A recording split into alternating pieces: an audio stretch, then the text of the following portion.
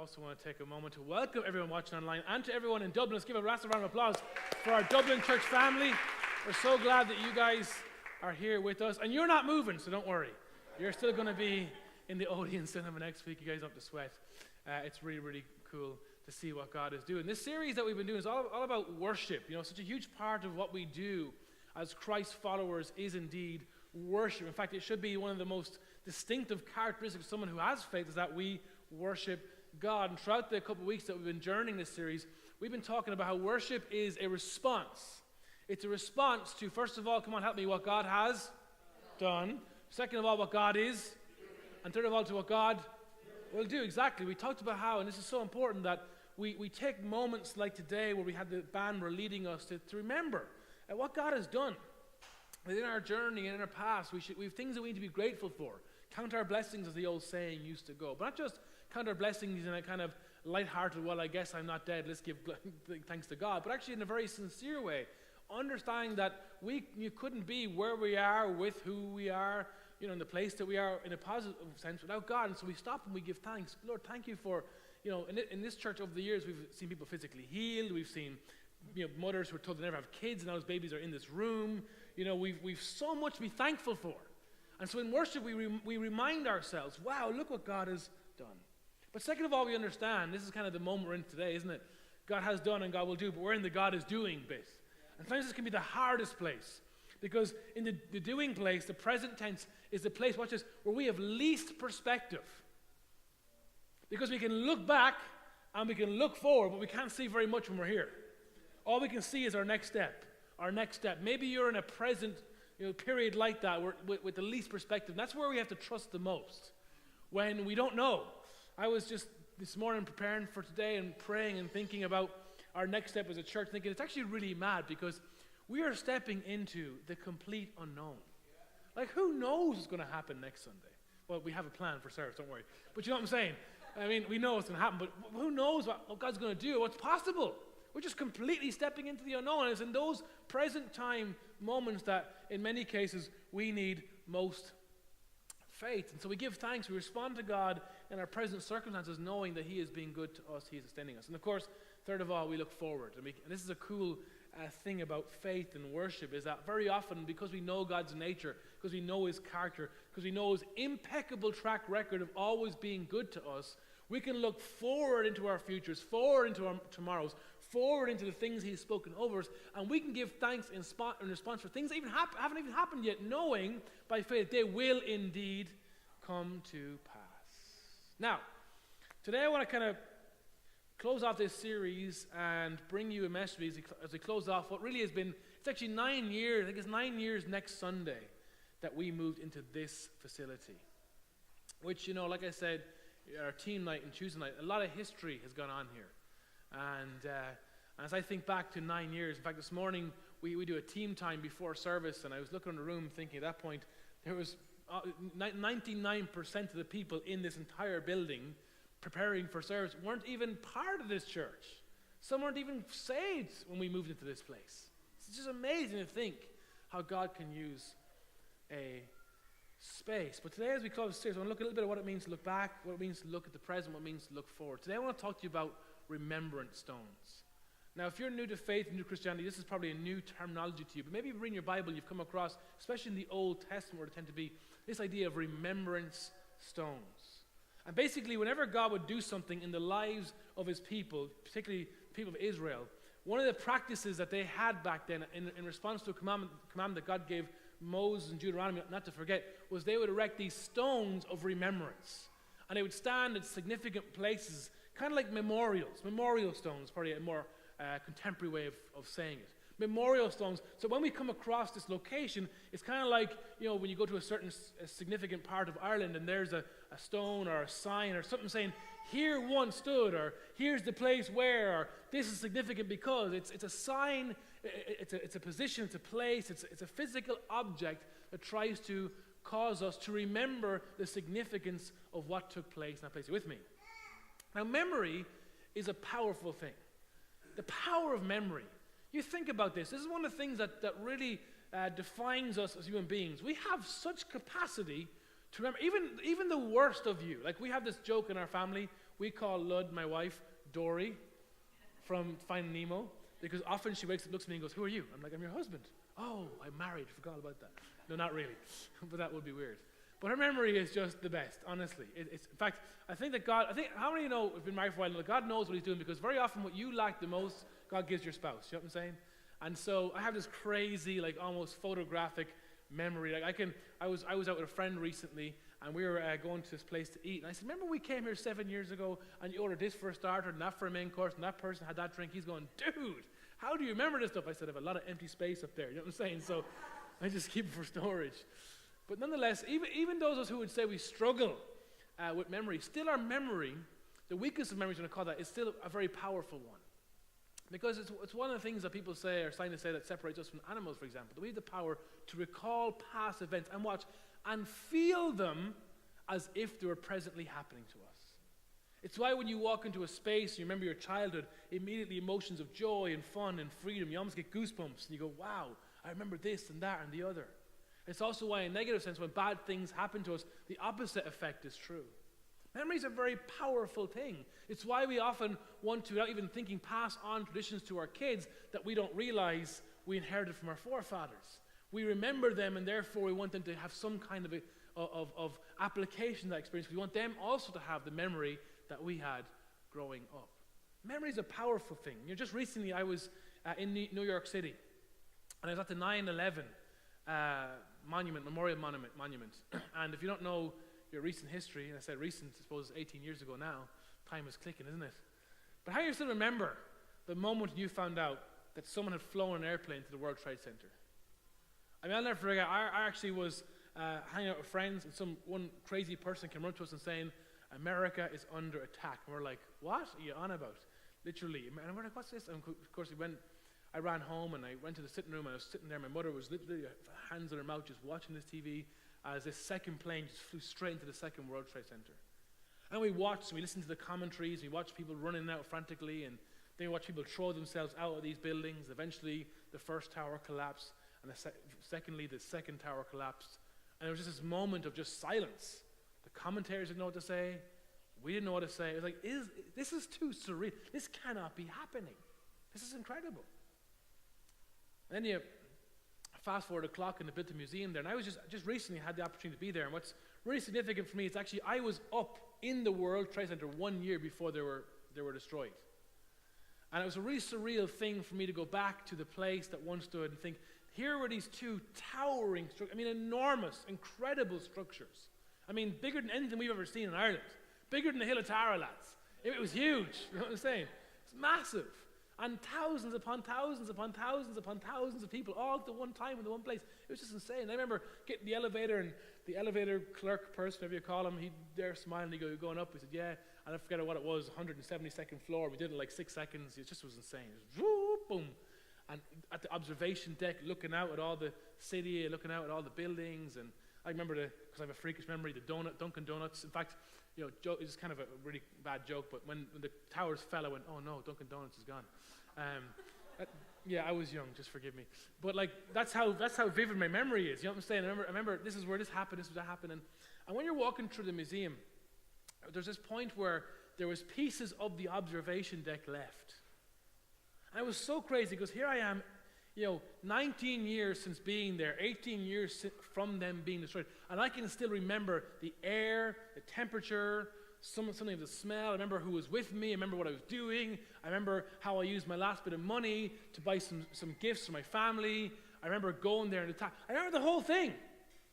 And yet, that whole place is completely destroyed. Memory is a powerful thing. The question we ask today is, what is the purpose of memory? See, memory is powerful, but memory also has purpose. And our memory's purpose serves two different kind of forms. The first form is to protect us from danger. That's why when we say things as parents like, he'll only do it once. You ever heard that expression? You know what I'm saying? Kind of like we say to our kids, if you stick your hands in fire, it's only going to happen to you once because you're probably going to die. But you know what I'm saying? Like we as parents, part of our parenting thing is to allow our kids to experience life a little bit in a controlled way, of course, because we understand that pain is a great teacher. Sometimes pain is the best teacher, especially if boys. You know what I'm saying? In fact, sometimes boys hurt themselves. It takes this 6th, 7th, or 8th time of falling, hurt themselves before they realize, okay, this is really a bad idea. So memory through pain has a protective function, but also memory, in terms of its purpose, also has a very productive function, because memory and be able to recall moments can actually motivate us, can help us to break into a reservoir of willpower we didn't know that we had. Memory helps us overcome. Just this weekend, for example, myself and some of the guys at church, we went out camping, and up we went to the mountain, and we're walking, and we decided, yesterday morning, after we broke camp, we said we're going to climb to the summit of this mountain. And it's so interesting, psychology, like when you're walking up a hill and all you're doing is walking, your brain can sometimes very quickly convince you you're actually about to die. Your heart rate's up, you're walking, you still haven't arrived yet, and it's far away.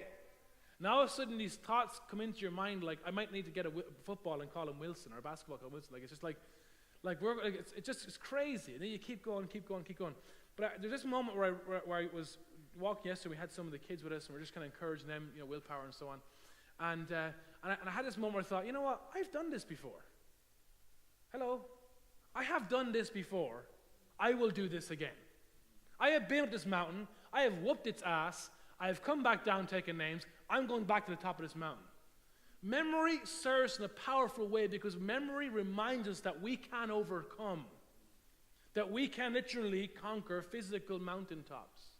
And sometimes what we're facing isn't even as bad as what we faced. Yesterday, we were out for a leisurely stroll. We had no weight on our backs. There was no time clock. The last time I climbed that mountain in question, it was a race.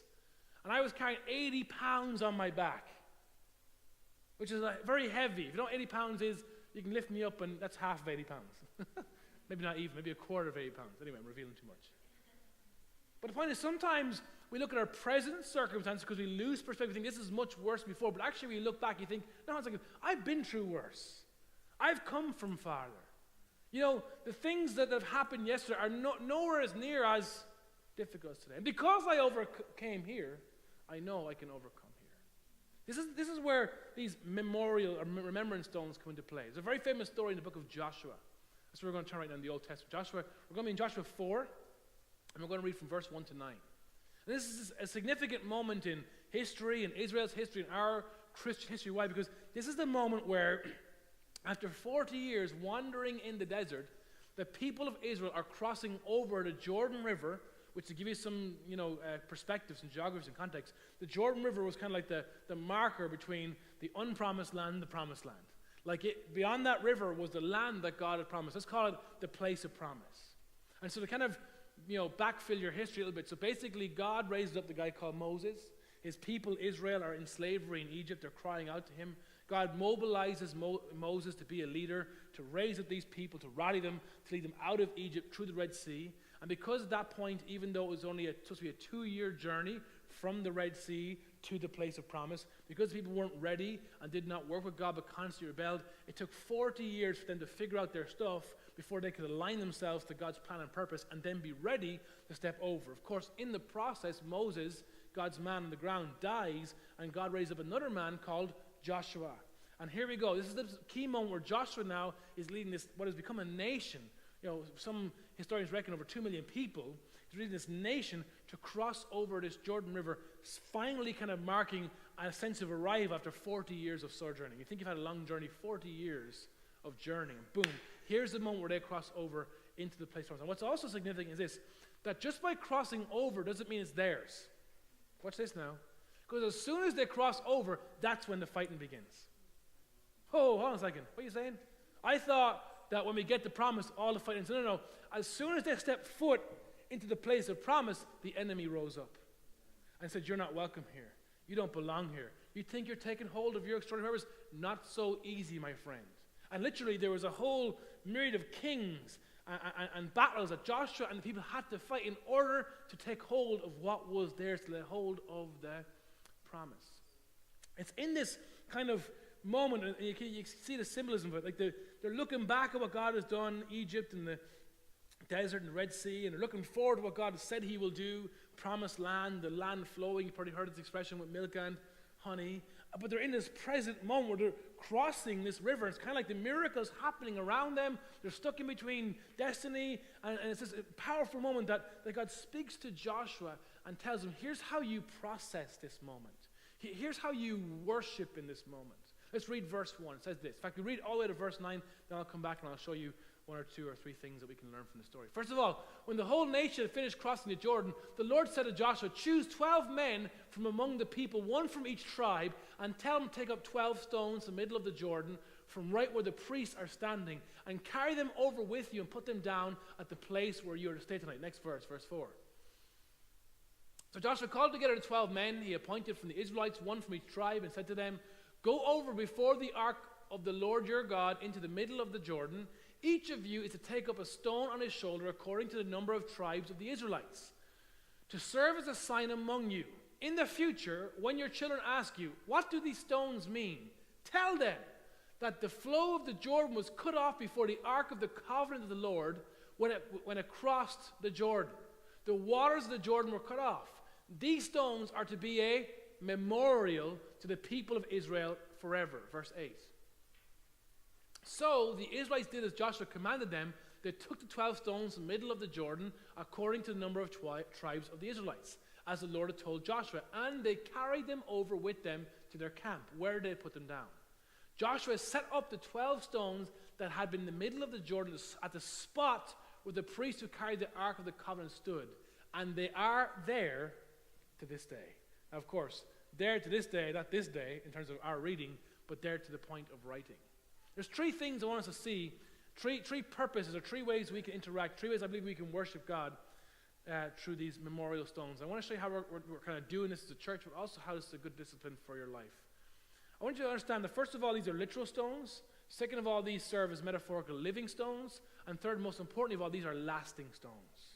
And every one of us needs moments or place or times, things that we can point to, things that we can point our posterity to and say, hey, look what God did.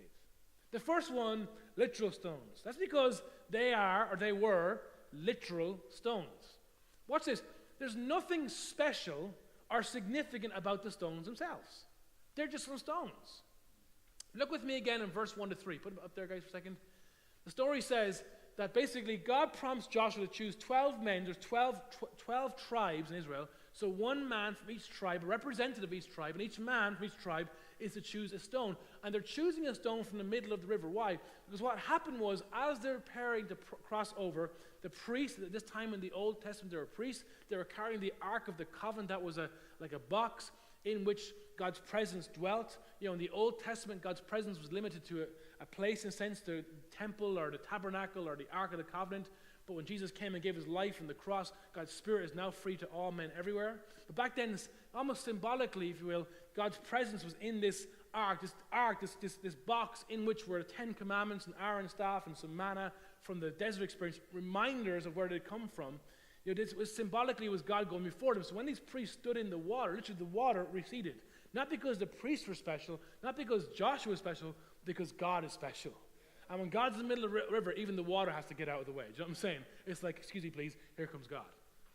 And literally what happens is this amazing miracle takes place where literally thousands and hundreds of thousands of people cross over this Jordan River on dry ground, almost mirroring the miracle that God did with the Red Sea.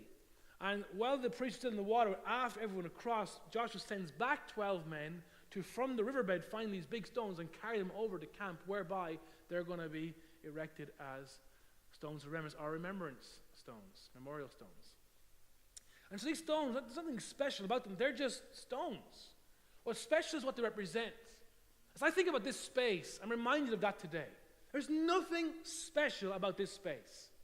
No matter how much emotion, how much memory, how many significant things happened in this place. This place is not special. It's just stone. It's literal brick and mortar. And as I was kind of thinking about this last Sunday here, the last couple weeks, and for those who've been here from the very beginning, it's quite a challenging experience. But I was thinking, in the end, all things fade away. Even if we own this building, it won't be here in 1,000 years. Things fall apart, things decay, things rust, things rot. It's a reminder to us of the fleeting nature of our lives. What makes places like this special, or even our venue in the Odeon Cinema, isn't the four walls in which we are contained. It's the presence of whom is in there with us, and the work that he has done that is worth remembering. These are literal, physical stones, but they point to a very powerful moment or a very powerful encounter with God. Sometimes, especially those of us who call ourselves evangelical, or sometimes you might describe yourself as a born-again Christian, we get freaked out by physical things that represent God. You know, we don't want to slip into idolatry. Like, you might just fall over one day, like, oh my goodness, I've got a stone from a beach where I prayed once. I must be an idolater. You know what I'm saying? Like, no. There's a difference between worshiping the stone, people, and using the stone as a literal, physical reminder of a supernatural and eternal creator. Haven't we said it over and over again through this series, that creation reveals its creator? And so these stones, objects of creation, were erected to point to this creator. Not just this creator who created the stones in the world, but this creator who in this very moment of need came through and did something very powerful for us. I want to submit to you that when we move out of here next week and we move on, we're driving past this place, those who live in the area, and the Lighthouse sign is torn down, and maybe another sign goes up as someone else moves in here, or even if the place, I don't know what's going to happen to this place, maybe even one day it might be leveled. I want to submit to you, this place will always serve as a stone of remembrance for us. Kind of like for a very few small groups, the New Grange Hotel where we started in a very odd way serves as a stone of remembrance for us too. That was in that place this whole thing began. And as I go down to that place sometimes, I just find myself, if I'm in there for a meeting or having coffee, I have to go back to the room and just stick my head in. I don't know why. I feel compelled to go, thank God we're not here anymore. You know what I'm saying? Like, wow. But look, the stories, the memories, and the moments, and that room, that place is a memorial stone. This place today, we're consecrating as a memorial stone. As long as it stands, it points to God. It reminds us of 9 years of faith, of the faithfulness of God, the fruitfulness of our ministry. It reminds us that when we're in the hotel, which we were desperate to find a new place, that God provided for us. It reminds us that when we were spiritually lost and searching, and we came to this place and found Jesus, that God provided a covering, a home for us. It reminded us of many nights of worship and celebration and prayer and breakthrough, that we serve a God who hears our prayers and answers them. We're reminded as we watch our kids grow up in this place, that people who are now adults and serving in church came to this church in kids' church. It reminds us of the power of generations and God's faithfulness therein. This building, our friends, is our very own stone of remembrance. Physical place, literal stone, nothing special about it other than the significance of what it points to. It points to what God has done yesterday. It points to what God is doing today. And actually, in a weird way, its story has come full cycle because now it points to what God's going to do tomorrow. It points us forward to a better future, to a more significant place where God's going to do even more. The second thing I want you to see from the story is that these stones are also living stones. They're living because even though they're inanimate objects, just stones, the power of memory makes them live. Like, how many of you have trinkets that your parents or grandparents gave you? Maybe a ring or a watch or a belt or a jacket. Things that you keep in storage. Whenever you open them, the smell, you see them, you touch them, all of a sudden, it's like high definition, living color. Your memory just kicks back in and you can picture that person or that place or that time or those memories as if they were real. For me, my grandfather, he used to love to smoke a pipe. Have you ever had a pipe smoking relative? Man, I can remember growing up with my grandfather. He'd light that pipe and smoke, that big, thick, gray smoke would just work its way around the room and the whole way around. And for years and years and years, that was normal until someone found out that it's very bad for you. And so my granny bought like this little machine, like I don't know what it was, a dehumidifier or something. It would suck all the smoke in. And still I'd be in the room. Then eventually someone found out it's not good for kids to be in the room with secondhand smokers. And we can, and Ireland's gone health and safety crazy. And you know what I'm saying? But I can still remember those moments of sitting around the fire, sitting in my grandfather's sitting room, him smoking. I remember his routine. Come on. It's powerful. I remember his routine of how he would take it out and how he'd go about cleaning it and tapping it and then putting in the tobacco and then lighting it and how he'd even start it, but how he'd take the puffs and how he'd blow and how he'd just sit back and go, I remember being a kid thinking, that looks like a very satisfying thing to do. Do you know what I'm saying? I remember when he'd come into the room, we'd be playing with his pipes, he'd be freaking out. Well, long story short, I have one of his pipes at home. And every couple of months, I'm up pottering about in the attic, I'll see it and I'll grab it and I keep it in a Ziploc bag. And I open it and I smell it. And all of a sudden, whoosh, all these memories come back. As if it was yesterday. As if I could drive to his house right now and shake his hand. He's been dead 11 years, people. But yet that memory lives in me. You understand? It lives in me because it was real. These living stones have a very similar effect, that even though what has happened, yes, has happened, the reality, the consequence, the continuation of things live with us as if it was real. Look what it says in verse 4. So Joshua called them, it says, the 12 men pointed, blah, blah, blah, go before the ark. And then watch this, according to the number of tribes, to serve as a, what does it say? To serve as a sign among you in the future when your children ask you, what do these stones mean? Tell them the story, because these stones are to be a memorial to the people of Israel forever. In other words, this building may not stand for the next 10, 20, 30 years. And even if this building is leveled tomorrow, and even if something is built on top of it, still the memorial stone stands. Why? Because the memory lives on within us. That's why if you do next steps, that's why if you receive power of birth, we love telling the story of our church. Why? Because the story of our church elevates and glorifies the name of Jesus. Because every step of our journey is completely nonsensical if you remove the power and presence of God from it. The reason why we're in this room today, the reason why we have a story to tell, is because of God's faithfulness. I remember 1 year in to our church's journey, standing up and saying, this church is only here because of God's faithfulness. Every single year since then to now, I keep repeating the same mantra over and over again. Why? Because the memory lives on. What God has done yesterday will sustain us today and will guarantee our tomorrow. If he was faithful yesterday, come on, he's faithful now and he will be faithful forever. I speak that over our church. I speak it over your life. Over your life. What are the living stones in your life? Where has the Lord done something in your life that maybe you have forgotten? And the key to surviving this season and getting perspective is recalling that thing, bringing it back to life, and understanding the living stone of yesterday will sustain you and carry you into tomorrow. What about the application for our kids? God actually commanded the people of Israel in Deuteronomy, in Exodus, to teach your kids. Because if you don't, they'll forget. Not that they'll forget because they've forgotten, because they'll forget because you can't remember what you don't know. It's one thing to forget what you know, it's another thing to forget what you never knew to begin with.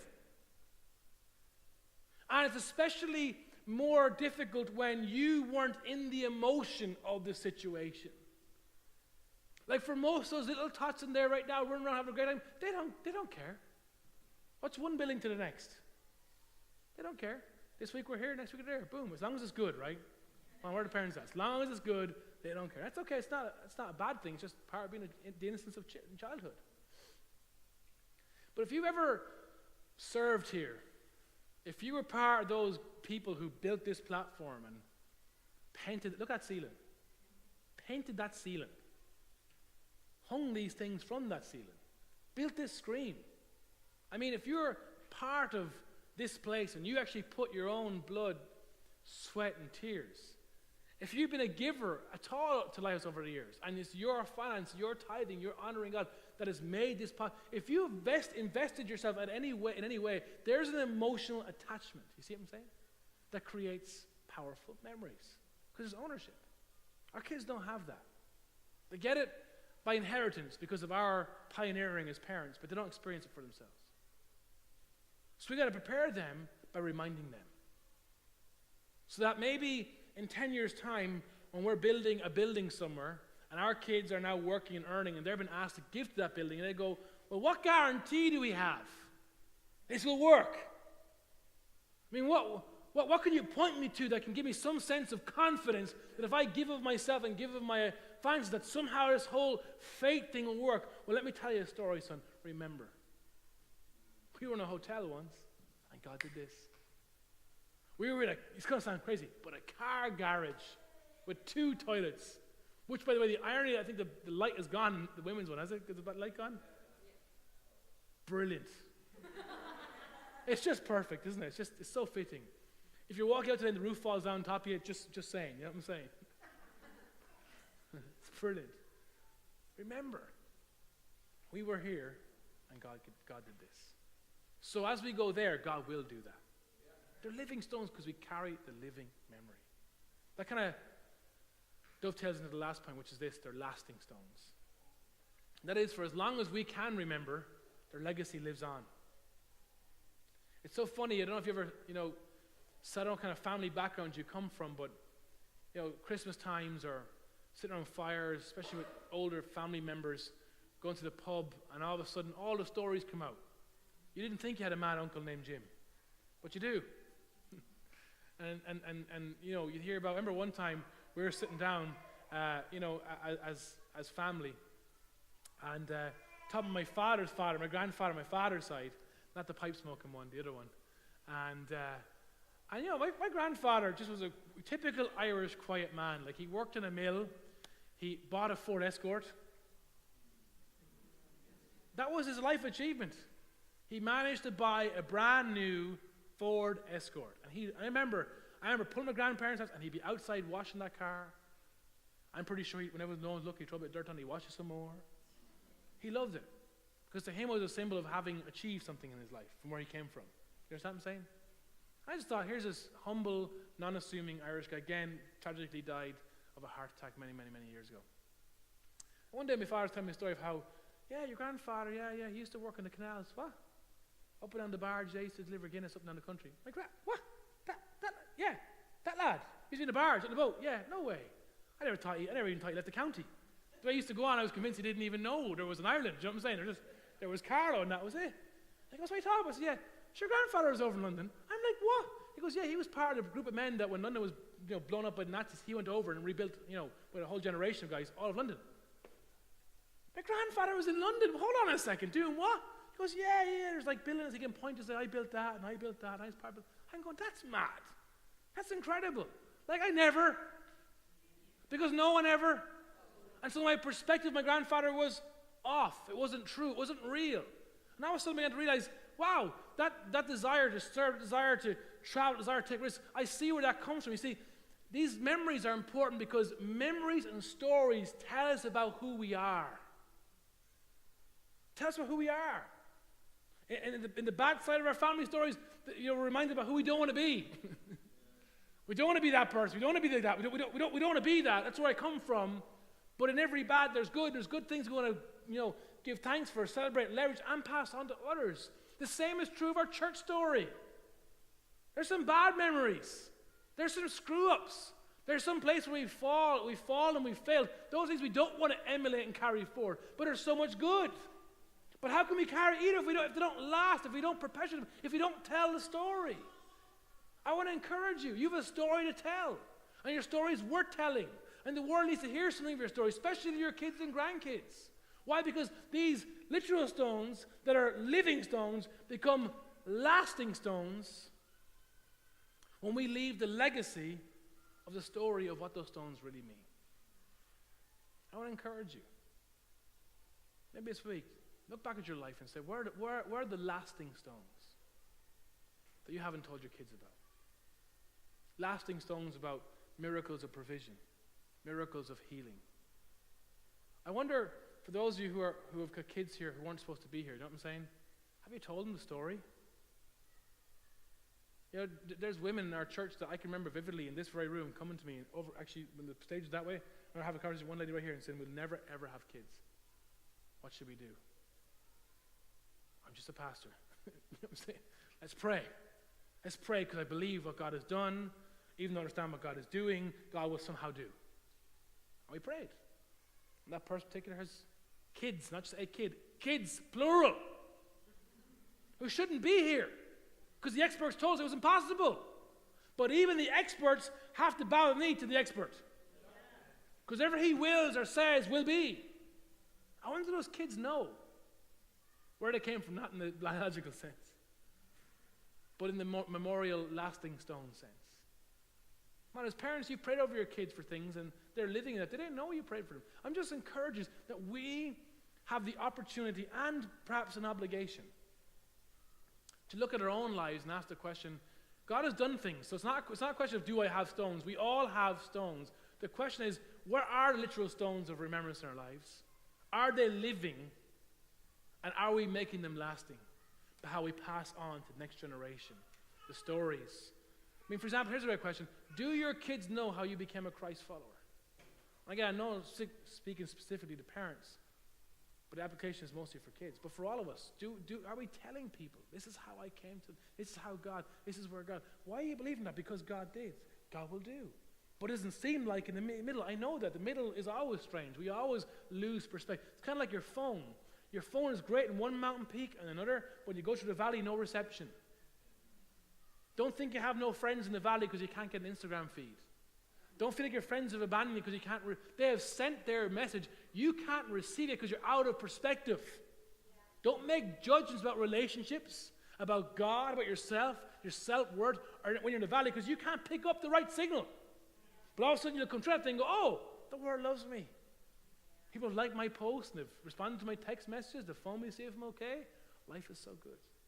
It's hard in the middle. God has done, God will do. God is doing. That's how the story ends. And it's that last verse in verse 9 where it says, and they are there to this day. So several hundred years after the event, the author wrote about Joshua's story, and those stones at that time are still there to this day. As in, like, go see them. They're there. They exist. Kind of like if you want to go to the Hill of Tara, it's there. Or go to Newgrange, it's there. Or go to it's there. It stands as a memorial of what happened. Guys, I want to encourage the church to bring this thing to a close now. We've said from day one that God has separated us, chosen us, called us, burdened us with a sense of extraordinary purpose. That we believe Jesus loves this world, and we believe he has done something about that in fact that he died. God sent his son, Jesus. He died on the cross. And we believe, number one, people need to hear this good news. There is a way, there is hope, there is life, there is freedom in Jesus. Then every single one of us is this, God fingerprint, this remnant of destiny, this beacon that calls us home. It's extraordinary purpose. And our job in our praying, in our going, in our remembering, in our proclaiming is to inspire that in everyone. I don't know what's going to happen next in this new place we're going. I don't know what the next year's going to look like. I don't have the information or deals. All I know is this, that whether we're here or there or even in a cinema in Dublin, wherever we go, because God is with us there, extraordinary purpose will live on. Why? Because it was never the place that made Lighthouse Lighthouse. It was always the people. The people who carry the presence. And so this coming Sunday, we'll be moving from this place into our new place. And today I want to show you a little snapshot of what that's going to look like. Most of you in Dream Team already know this, but this coming Sunday we're moving into the Swan Lane music venue, which is built onto the Ardboyne Hotel here in Navan. If you have that tour guide, stick up there, let's have a look at it. And to give an idea of how good God is, as we were looking and looking and looking for places and not being able to find place, we couldn't find a permanent place and struggling and struggling and struggling. Eventually we found this place, and it's very good, isn't it? It's black and white. And it should appear any second now. Boom, there you go. Look at that. So as of next Sunday, that's what church looks like. Free beers for all newcomers, of course. That's to be expected. We have loads of car parking space, loads of kids' church space, our very own entrance into the venue. We have, wait for it, we have lots of toilets. I think there's actually 9 cubicles in the women's bathroom alone. 9 alone, absolutely. Incredible. And we've also secured a deal where every person who comes to church on Sunday gets a discount for the carvery. Couldn't get a carver here, could you? You can there. My point is this. As we move into this next phase, it's just another physical, literal space. It doesn't matter. What matters is God goes with us. And even though it may seem like we have to cross over rivers and, even though it may seem like we don't have a great perspective, and even though it may seem, who cares what it seems like? Let's go with what we know, not what we feel. We know God. We know he is good. We know he is faithful. We know he never abandoned us. We know he has called us. We know that faith by virtue means we can't see. And we don't fully understand, yet we go anyway. It's easy to have faith and you have everything figured out, isn't it? No, real faith is, Lord, we don't know, but we're taking a step anyway, trusting that you have called us to be a lighthouse in this town, to be a place where those who are lost and broken come home.